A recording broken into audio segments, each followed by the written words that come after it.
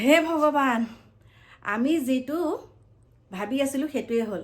সকলোৱে ভাবি আছিলোঁ প্ৰেমপ্ৰভা দোষী দোষী দোষী, তেওঁ বহুত মেইন কালপিতটোৱে, মেইন একদম মাষ্টাৰ মাইণ্ড হৈছে সেই প্ৰেমপ্ৰভা। কিন্তু সকলোখিনি ধূলিসাৎ কৰি এতিয়া তেওঁ মুক্ত আকাশৰ তললৈ ওলাই আহিছে নিৰ্দোষী প্ৰমাণ কৰি। গতিকে সেই নিৰ্দোষী প্ৰমাণ কেনেকৈ হ'ল তেওঁ, আৰু কোনে কৰিলে এইখিনি গোটেইখিনি, তেওঁৰ লগত কোন আছে কোন নাই, সকলোৱে ভিডিঅ'টো চাওক, তেতিয়া গম পাব।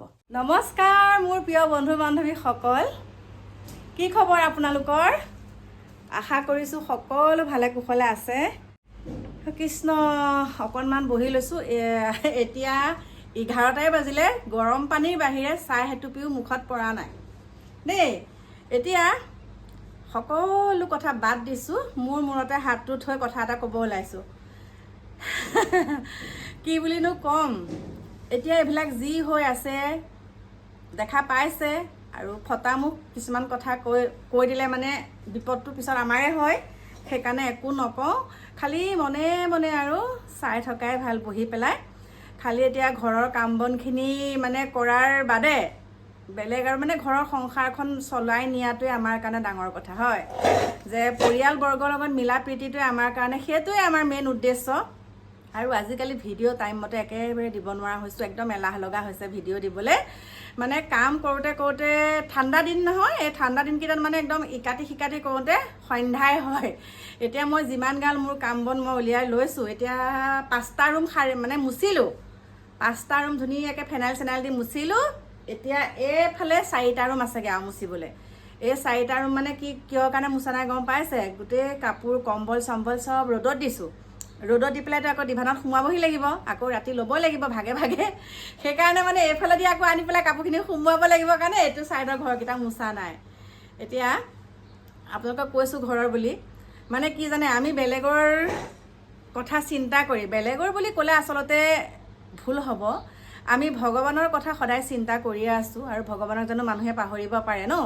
গতিকে এতিয়া যিমানবিলাক কথা আকৌ ওলাইছে, যে কিছুৱে কৈ আছে আমুক তামুক নিৰ্দোষী, প্ৰভা বুলি কয়, তেওঁ বোলে নিৰ্দোষী, আৰু নিৰ্দোষী প্ৰমাণ কৰিবলৈ হ'লে আমি ৰখিব লাগিব, হয়নে নহয়? যিহেতুকে তদন্ত হৈ আছে, শুনানি এতিয়া এটা গৈছেহে, আকৌ 22 ডিচেম্বৰত আছে। গতিকে আমি সেই তদন্তসমূহলৈ ৰখিব লাগিব, তেতিয়াহে আমি দোষী হয় নে নহয় আমি গম পাম। কিন্তু যিখিনি কৰিছে, এটা কথা সঁচা, কিন্তু যিখিনি কৰিছে, যদি সেই প্ৰভাৰ মোবাইলৰ পৰা যদি আমি সৰু সৰু ভিডিঅ' ক্লিপবিলাক যদি নোপোৱাহেঁতেন নহয়, আমি কিন্তু কেতিয়াও গম নাপালোহেঁতেন যে আমাৰ হিয়াৰ আমঠু তাত এনেকুৱাকৈ নাইকিয়া হৈ গ'ল বুলি। সেইটো কথা কিন্তু তেওঁক ক'ব লাগিব। তেওঁ দোষীয়ে হওক বা নিৰ্দোষীয়ে হওক, কিন্তু আচলতে উদঘাটনটো আমাৰ প্ৰেমপ্ৰভাইহে কৰিলেগৈ ন? নামটো ক'বলৈও ভয় আৰু আজিকালি দেই। গতিকে মোৰ প্ৰিয় বন্ধু বান্ধৱীসকল, আপোনালোককো কৈছোঁ, যিসকলে আমিতো সকলোৱে আমি এটাই জানো, আমাক ন্যায়টো লাগে। আচলতে প্ৰকৃততে ঘটনাটো কি হৈছিল, আমি সেইটোৰ ওপৰত মাত মাতি আছোঁ। মাতোতে কিছুমান কথা যেতিয়া চকুৰ আগত দেখোঁ, সেইবিলাক কথা যেতিয়া বেছিকৈ আমি মনত খুৰধুৰণি হৈ থকাতকৈ যেতিয়া আমি ছ'চিয়েল মিডিয়াত প্ৰকাশ কৰোঁ, তেতিয়া একদম বিস্ফোৰণ হৈ যায়। গতিকে একেবাৰে মোৰ ঘৰৰ মানুহেও কৈছে যে এইটো টপিকৰ ওপৰত আৰু কেতিয়াও ভিডিঅ' বনাব নালাগে, নিজৰ লাইফ ষ্টাইলৰ ওপৰত বনোৱা, যিহেতুকে কল্পনা দিকু ডেইলি ব্লগছ। মই কি কৰোঁ কি নকৰোঁ সেইখিনিকে আপোনালোকক দেখাওঁ। আৰু এতিয়া ঘৰৰ কাম বনখিনি কৰিলোঁ, অকণমান বাৰু আপোনালোকক মই আগফালে দেখাই আহিছোঁ দেই। কিবা এটা ৰ'ব, মই যে ঘৰ মুচিলোঁ, ৰ'ব, তাৰে প্ৰমাণ এই ফেনৰ শব্দ, একদম এয়া লৰি আছে দেখিছে। আৰু এইফালেও এয়া ফেন লৰাই থৈছোঁ, এইফালে এয়া মুচি থৈছোঁ, এইফালে এয়া ফেন চলি আছে, চাওক দেখিছে, ফেন চলি আছে। আৰু এইফালে 1 2 3 4 5টা মুচিলোঁ, এইফালে এইয়া ফেন চলি আছে, চাওক দেখিছেনে? এয়া ফেন চলাই থৈছোঁ, ইয়াকে মুচি কাচি পৰিপাটি কৰি থৈ গৈছোঁ। আৰু এইফালেও ফেন চলি আছে, এইফালে এয়া দেখিছে। গতিকে মিছা কথা নকওঁ, মিছা কথা কৈনো কি পাম। এতিয়া এইফালেদিহে যাওঁ, ইটো ছাইডতে যাব নোৱাৰিম, এইফালেদিহে যাব লাগিব। গৈ পেলাই আপোনালোকক এটা বস্তু দেখাওঁ ৰ'ব দেই, নাহাঁহিব আৰু। এইফালে অকণমান মুচি থৈছোঁ, এইফালে দেখিছেনে ভাগে ভাগে চকী টেবুলত কি কৰি থৈছোঁ, এয়া দেখিছে। এইবিলাক এটা সামৰিম, আৰু লগতে এইখনো মুচি থৈ গৈছোঁ, ইয়াত তিতা হৈ আছে। মুচি পেলাই আকৌ ঢেঁকীশালটোত ৰাতি যিহেতুকে জুই ফুওৱা হয়, আৰু সেই জুই ফুৱাৰ কাৰণে কি কৰোঁ, টাইখিনি গোটেইখিনি নি পেলাই নেমু গছৰ ছাইডত থওঁগৈ। নেমু গছৰ ছাইডত ছাইখিনি নি পেলাই থৈ দিওঁগৈ। আৰু কেতিয়াবা কি হয় যেতিয়া মানে পোকে ধৰে নেমুৰ পাতবিলাক বা এইবিলাক জলকীয়া পুলি পাতত, তেতিয়া কি হয় মই সেই ফুটছাই অকণমান ছটিয়াই দিওঁ। সেইকাৰণে তাত তেনেকৈ থওঁগৈ, চাফা চিকুণ সেইবিলাক কৰি হ'ল আৰু কালিৰ পৰা ধূপ বন্তি দিব পাৰিছোঁ। যিহেতুকে আমি অসুবিধা হ'লে মানে 7 দিনৰ দিনাখনহে ধূপ বন্তি লগাওঁ আৰু ধূপ বন্তি লগাইছোঁ কালিৰ পৰা। এতিয়া আপোনালোকক এটা বস্তু দেখাওঁ। মইতো কথাটো ক'লোৱে ন, গম পাইছে। এতিয়া মোৰ ছোৱালীয়ে কালি এইখন মোক বিহু বুলি আগতীয়াকৈ এটা গিফ্ট দিছে। মোক কৈছে, মাই কাকুৱে কিন্তু এইখন দিওঁতে এটকাও দিয়া নাই দেই। মই বোলো হ'ব দেই। কৈছে মই দিছোঁ, পিছত আকৌ সি আপোনাক ক'ব নহয় মই দিছোঁ বুলি। সেইকাৰণে এইখন কেনেকুৱা লাগিছে বাৰু চাওকচোন, দেখাইছোঁ আপোনালোকক অকণমান ভালকৈ চাওক। এয়া আৰু এখন আমাৰ মাইনাই দোকানৰ কাৰণে আনিছে। তাৰপিছত মই কৈছোঁ আমাৰ বিয়নীলৈ আনিছেনে নাই? কৈছে মই ঘৰলৈ এখন অৰ্ডাৰ দিমহে, প্ৰথম আপোনাক দি লৈছোঁ। গতিকে এইখন মোক দিছে। এয়া অকণমান বেক কেমেৰা কৰি দেখাই দিছোঁ, ৰ'ব দেই, ৰ'ব। এইয়া চাওক কেনেকুৱা লাগিছে বাৰু। এইফালে চাওক, এনেকৈ দেখাই দিছোঁ দেই। এই একদম হেণ্ডমেড হয় দেই। এয়া কিমান সুন্দৰকৈ চাওকচোন, দেখা পাইছেনে? এয়া এইখন দিছে। গতিকে আপোনালোকক দেখালোঁ, লগ পাই আছোঁ। ৰ'বা, ফোন এটা আহিছে। আৰু এইবিলাকতে মানে ব্যস্ত হৈ থকা ভাল। বাদ দিছোঁ আৰু ভগৱানে যি কৰিব সেইটোকে ভগৱানকে সকলোখিনি এৰি পেলাই মানে ভগৱানকে দি থৈছোঁ আৰু সকলোখিনি যি হয় দেখা যাব। গতিকে মোৰ প্ৰিয় বন্ধু বান্ধৱীসকল, মানে কিছুমান কথা যেতিয়া দেখোঁ দেই, সেইবিলাক মই বুলিয়ে নহয়, বহুতৰ মনত প্ৰশ্ন উদয় হয়। কিন্তু হঠাতে কালি যেতিয়া দেখা পালোঁ, আমাৰ প্ৰথম লেখিকাগৰাকীয়ে কৈ আছিলে যে এই 5জন একে সম্পূৰ্ণ নিৰ্দোষী। কিন্তু নিৰ্দোষীটো প্ৰমাণ এতিয়ালৈকে হোৱা নাই, হয়নে নহয়?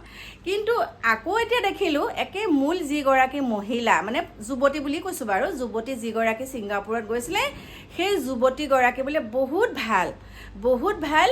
আৰু মানে তেওঁ পিতৃয়ে যেতিয়া ছিংগাপুৰলৈ আমাৰ সেই হিয়াৰ আমঠুৰ লগত যেতিয়া এই প্ৰেমপ্ৰভা গৈছিলে, এয়াৰপৰ্টত থ'ব যাওঁতে বোলে আমাৰ সেই প্ৰেমপ্ৰভাৰ পিতৃয়ে বোলে চকু পানী উলিয়াইছিলে।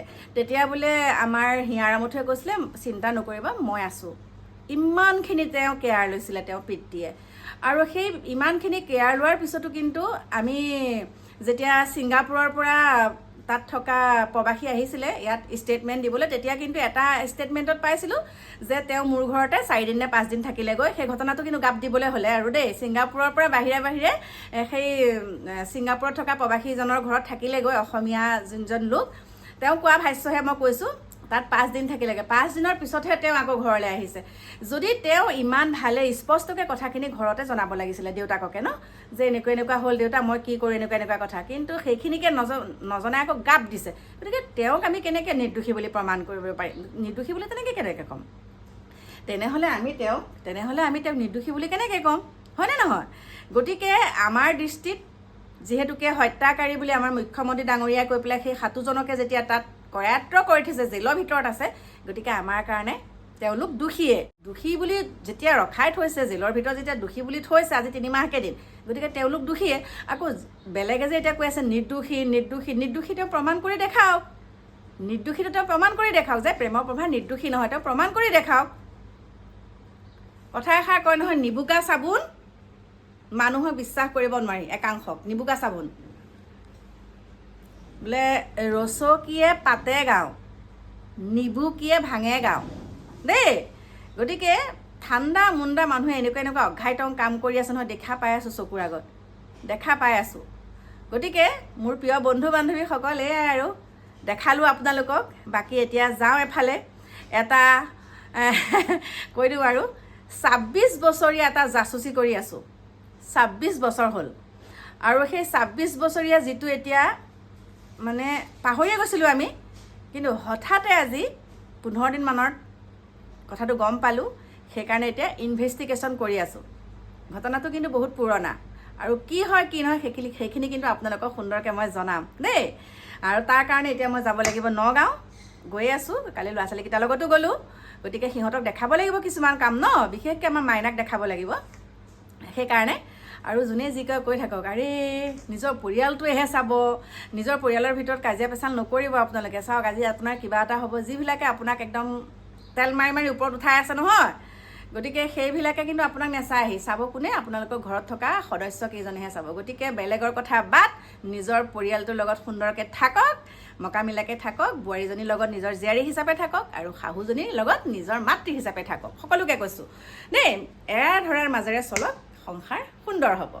যেনেকৈ মই বিন্দাছ থাকোঁ, কিবা এটা বেয়া পালেও মনতে ভাবোঁ, আকৌ এই বাদ দে, সেইটো মনলৈ আহে মোৰ দেই। আপোনালোকে আহেনে নাহে ক'বচোন? মোৰ মানে সেইটোকে মনলৈ, কিবা এটা যদি মনত দুখ লাগিলে নহয়, আকৌ অকণমান পিছত এনেকুৱা এটা মানে মাইণ্ডলৈ আহে, মই যে এইটো কথা এনেকৈ ভাবিছোঁ, কোনোবা এগৰাকী মানুহৰ মনলৈ আহে কথা, সেই মানুহগৰাকী দেখোন এনেকুৱা, সেই বাদ দে, মইচোন বহুত ওপৰত আছোঁ, মানে এনেকুৱাখিনি মানে মনলৈ আহি যায়। গতিকে নিজৰ কষ্টটো কষ্ট বুলি নাভাবি কৰ্মময় জীৱন কৰ্ম কৰি যাওঁ, ফল সেইটো ভগৱানে দিব। বাকী মানুহক হিংসা কৰিব নালাগে, হিংসা নকৰিলেতো আপুনি সুখী, হয়নে নহয়? গতিকে এতিয়া বাই বাই।